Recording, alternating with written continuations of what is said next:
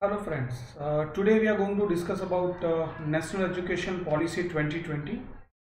Since the policy document is quite detailed, it may not be possible to capture all the aspects of the policy in one video. We'll have series of video. This is part 1. This video covers need, aim, principles and vision of National Education Policy. If we talk about need of National Education Policy, why do we need new education policy? Now, education is fundamental to achieving human potentials.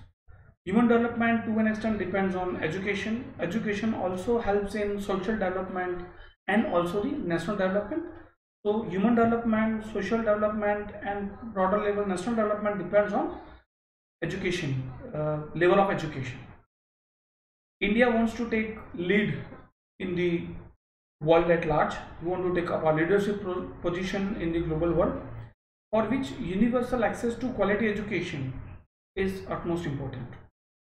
In order to achieve the high economic growth, social justice, equality, scientific development, national integration and cultural preservation, we need to have universal access to quality education, which requires education policy at the government level.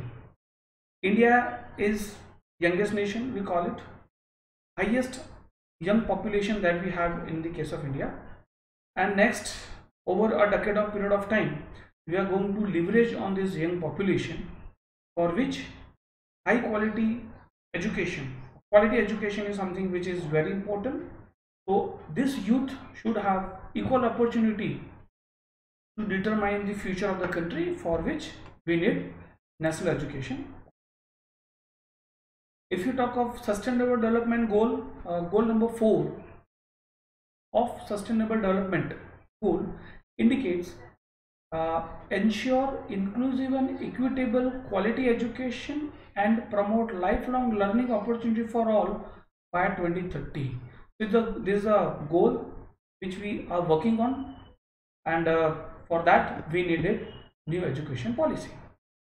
If we talk about the current technological advances, we are talking about big data, machine learning, artificial intelligence. All kind of new areas are emerging, which required a thorough knowledge of mathematics, computer science, data science, along with multidisciplinary approach of across the science and social science, humanities, okay, which is required, and for which certain kind of new education policy was required. Okay. Education today is more of a degree oriented and marks oriented. For 21st century, we need education to move towards less content and more learning. Okay. We want people to have those problem solving abilities, to have critical thinking, to be more creative, more innovative, in order to sustain or develop this 21st century skills, for which education policy is required. So with this point in mind, new education policy has been introduced. If we talk of aims of new education policy, the education policy said the aim is equitable access to high quality education for all learners regardless of their social and economic background by the year 2040. Okay, so aim is equitable education, high quality education for all. Second aim is keeping teacher at the center, establishing the value of teacher. So according to new education policy, teacher must be at the center of all fundamental reforms in education system. Okay, the new education policy should help re-establishing the teacher at all level as most respected essential member of the society. Okay. Third aim is new education policy must provide all the students irrespective of their place of residence quality education. So irrespective of the place of residence, they should have access to high quality education. Okay, these are the aim of new education policy.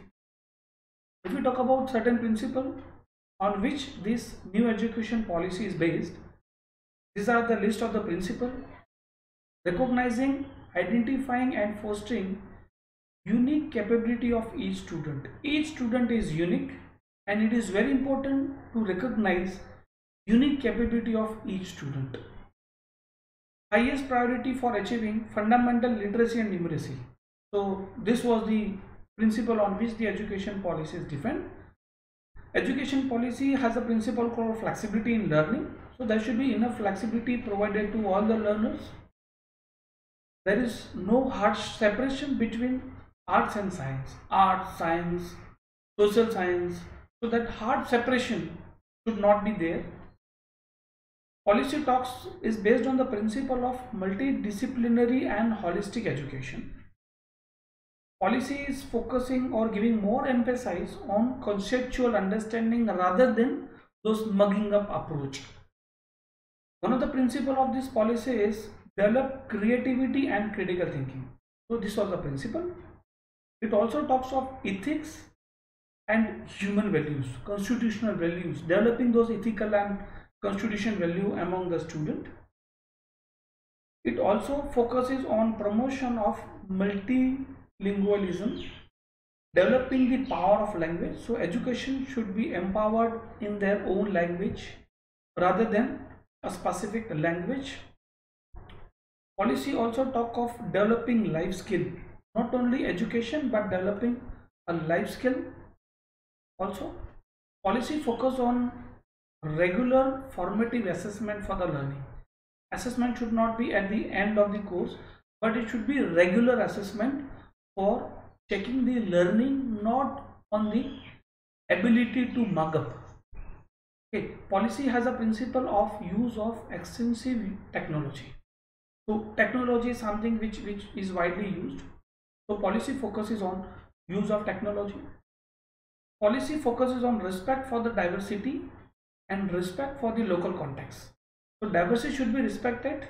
At the same time, local context should be imbibed in your learning process. So irrespective of the place, each place is diverse, and but a local context should be imbibed in the learning process.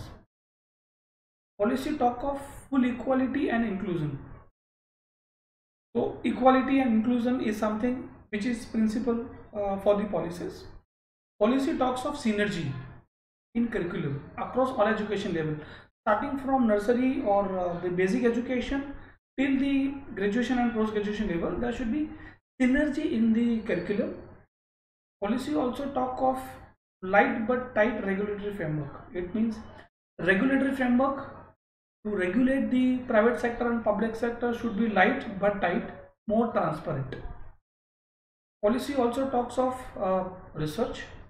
So principle of policy is focus more on outstanding research, developing a research culture. Policy talks of continuous review. It should not be review at the end, review of the policy as well as review of the learning.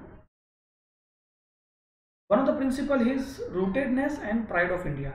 India has a wide cultural diversified cultural on which we all are proud of. The education policy is rooted towards pride of India. So focusing on Indian development of Indian culture and Indian ethos. Policy also takes up the basis that education is a public service. Okay. So government should be focusing on providing education as a public service along with the private sector that we have.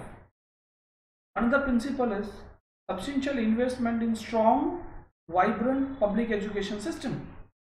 So it is expected that public education system will become more vibrant, more strong through investment by government sector as well as private sector. So these are the principles on which the policy is based.